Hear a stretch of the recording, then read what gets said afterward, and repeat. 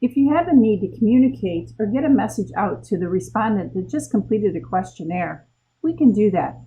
Simply click on the plus sign, go to Process Commands, and select the Email Recipient command.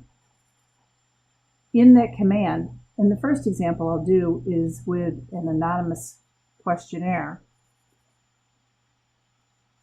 we're going to go in and we're going to identify who we're sending it to, which we've captured that information in a record message that asks for the email.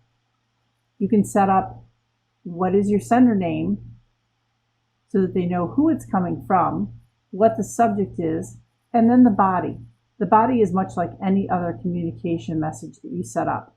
So you have the ability to type in the information. You can put in images like I've done up here with the Marketing Systems Group logo. If you have previously set up templates, you can use those. Or if you want to save this template, you can do that as well. You have the ability to use some tokens in this, but be aware that you are not in a study and you don't always know who that person is. So whether or not that token is going to be valid is going to depend on what information you're trying to send out. Now, if you're using a panelist study and you're trying to send an email out, I can simply stick in a run procedure that's going to identify what the panelist in question's email address is by using the Get Panelist Information by Map ID run procedure, and then identifying using the @PID who the panelist is that's going through it. And I know in this case, by using the Map ID, my report, that Map ID 8 is email for the given panelist.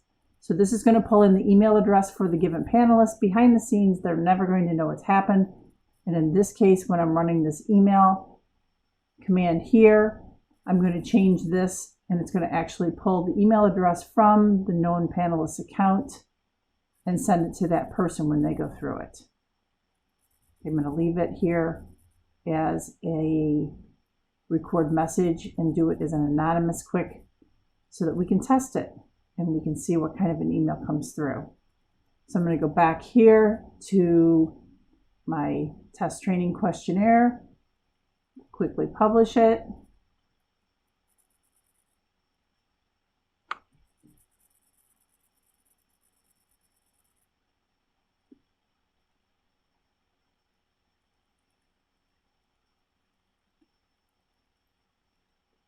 Once that's done publishing, then we can simply go through the questionnaire.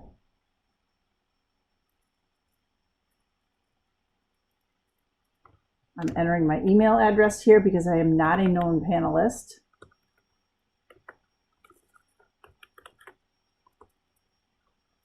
I'm going to go through this questionnaire.